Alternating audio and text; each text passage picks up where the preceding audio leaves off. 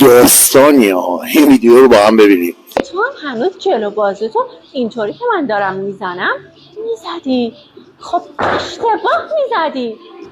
به جاش بیا، دوتا دنبلتو بردار، بشین، آرنجتو بزن سر زانوهات و حالا جلو بازو بزن. میبینی که تاثیرش 10 برابر میشه. اینو بفرست واسه کسایی که هنوز جلو بازو رو اونطوری میزنن. اولا که چشم میفرستیم واسه دوستامون که دیگه از این و جلو بازو رو اینجوری بزنن. مهد کودکی شده واسه خودش کلا.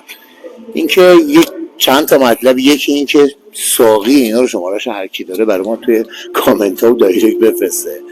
دوم این که قرارگیری به قول ایشون آرنج ها جلوتر از بدن یا عقبتر از بدن یا کنار صفحه فرونتال بدن فشار روی عضله بایسپس رو متغیر میکنه. سوم اینکه یه پیشنهاد دارم برای ایشون که یه برنامه رژیم هم واسه شکم و پهلوی خودشون بنویسن که تقریبا خیلی دیگه واضح میزنه تو ذوق. همیشه فیت باشید.